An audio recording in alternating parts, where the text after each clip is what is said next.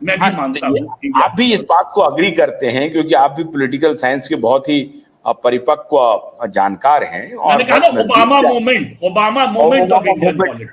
मैंने यही कहा आपको कि अगर ये इनको कहते हैं कि इंस्टीट्यूशनल ब्रेकडाउन हो गया, ईडी सीबीआई सारा इंस्टीट्यूशन ब्रेक हो गया, अदालत इनके कब्जे में हो गया, मीडिया गोदी मीडिया हो गई, इसलिए बीजेपी को हटाना, मोदी को हटाना इनकी प्राथमिकता है।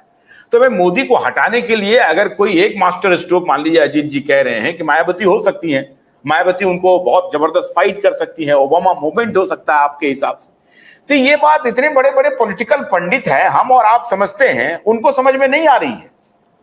और जब वो नहीं समझते हैं, उसके बाद एक दिन मायावती कहती है कि मैं इनके साथ नहीं जाऊंगी, और उसके दूसरे ही दिन मोदी जी कहते हैं कि पार्लियामेंट का विशेष अधिवेशन होगा, सत्र होगा। इसका मतलब है कि मोदी जी कंफर्म हो जाते हैं कि मायावती किसी भी सूरत में इंडिया अलायंस का हिस्सा न बने, क्योंकि उनको अगर सबसे ज्यादा आस है तो उत्तर प्रदेश से ही है, और वो चाहते हैं कि वहां पर ट्रायंगुलर फाइट हो, तभी उनका 70+ उनकी सीट पहुंचेगी। और अब इसीलिए उनको लग रहा है कि अब मायावती ने कह दिया है, अब मायावती अब हमारी भी तरफ नहीं है, उधर भी नहीं है, अपना वो लड़ती रहेंगी और हम निकाल लेंगे सीट। तो ये सब कल्मिनेट करके एक तरह आ रहा है, और ये एक्युमुलेट होकर के अब उस दिशा में जा रहा है मामला जहां वो रिस्क ले सकते हैं मोदी जी कि 1 नेशन 1 इलेक्शन, इस तरह से ऐसा हो सकता है। हाँ, मतलब आपका जो लॉजिक, आपने जो सवाल किया उसका जो लॉजिक है वो वही है कि मायावती यदि इंडिपेंडेंट रहे, जैसे कि नवीन पटनायक इंडिपेंडेंट है, या आंध्रा के सीएम या केसीआर तेलंगाना के सीएम इंडिपेंडेंट रहेंगे, तो मोदी जी को फायदा है, ये तो मैं मानूंगा। और दूसरा एंगल है कि बहुत पॉलिटिशियंस इंडिया में, मैंने एक बड़ा well read Odia political scientist से पूछा कि भाई ये नवीन पटनायक हमेशा कहते हैं कि मैं इक्वी डिस्टेंट हूं बीजेपी और कांग्रेस से, क्योंकि उनके स्टेट में दोनों पार्टीज जो है उनके पार्टी को चैलेंज करता है। तो मैंने कहा कि वो क्यों नहीं जो है ओपनली क्यों नहीं सपोर्ट करते हैं आइदर साइड को, और जब मान लीजिए जब प्रेसिडेंशियल पोल हुआ तो चुपचाप से जाके एनडीए को सपोर्ट कर दिए, मोदी जी को सपोर्ट कर दिए। तो क्यों ऐसा? तो उनका अनुमान था, वो उन्होंने कहा कि देखिए वो बड़े चालाक चीफ मिनिस्टर हैं, वो है जिधर पावर होगा वो उधर ही रहेंगे, क्योंकि उनको रहना है उड़ीसा का चीफ मिनिस्टर, तो यदि सेंटर का सपोर्ट रहा तो उड़ीसा का फंड आएगा। तो ये एक एंगल है। और भी बहुत सारे एंगल्स हो सकते हैं इसमें कि क्यों कुछ चीफ मिनिस्टर जिनके स्टेट में दोनों कांग्रेस और बीजेपी इक्वली स्ट्रांग है, तो वो जो है एक साइड जाएगा तो फिर मतलब अपना असेंबली चुनाव गड़बड़ाएगा उसका। तो ये कारण बहुत बड़ा कारण है। बट आखिरी सवाल आपसे पूछ रहे हैं अजीत जी, क्या आपको लगता है ये विशेष सत्र इस बात का इशारा है कि चुनाव होंगे दिसंबर में?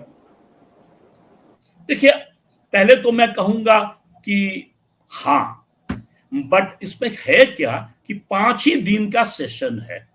5 दिन के सेशन में यदि इस चीज को डिस्कशन भी ठीक से ना कर पाए, इसका बड़ा रैमिफिकेशन है। ये एक बेसिक फ्रेमवर्क, कुछ लॉयर्स आर्ग्यू करते हैं कि ये basic framework of the constitution के खिलाफ चला जाएगा, क्योंकि याद रखिएगा जैसे मैंडेट होता है सेंटर का 5 साल, उसी तरह स्टेट का जो मैंडेट है 5 साल का, वो भी आता है संविधान से ही।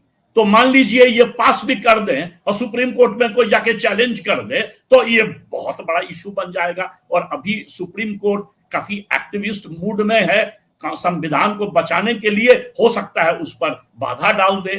तो 5 दिन के सेशन में इतना बड़ा डिसीजन लाना, ये हो सकता है कि बीजेपी का ऐसा गेम प्लान हो कि ले आते हैं, यदि हार गया या यदि मान लीजिए अप्रूवल नहीं मिला तो ब्लेम करेंगे कि देखो ये ऑपोजिशन जो है ना, ये इंडिया वाले यही डिवाइड कर रहे हैं, यही चाह रहे हैं कि जिंदगी हमेशा 12 महीना चुनाव होता रहे, एक्सपेंडिचर बढ़ता रहे, हम लोग गवर्नेंस पे ध्यान नहीं देंगे, तो ये इसको मुद्दा बना देंगे चुनाव में। ये भी हो सकता है।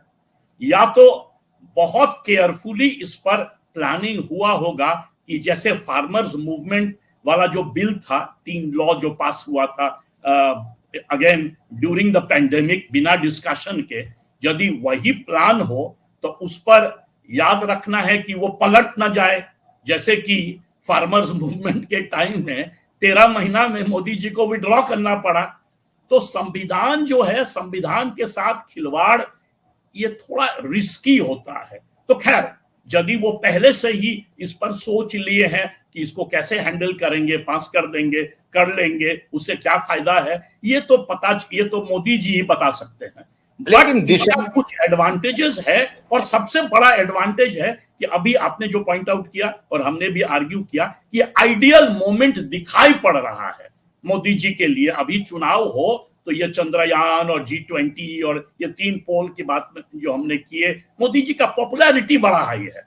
तो उससे जो है, मान लीजिए बाकी स्टेट असेंबली नहीं भी करा सके, बट जो ये 5 असेंबली नवंबर दिसंबर में है, और जैसे हरियाणा है तो उसमें तो बीजेपी का सरकार है, तो हरियाणा का भी एक साथ कर सकते हैं। तो 6, 7, 8 असेंबली में हो जाए, और सब में यदि बीजेपी जीत जाए मोदी जी के फैक्टर के कारण, जो मैंने कहा प्रेसिडेंशियल सिस्टम ऑफ इलेक्शन, तो उनके लिए बहुत बड़ा एडवांटेज हो।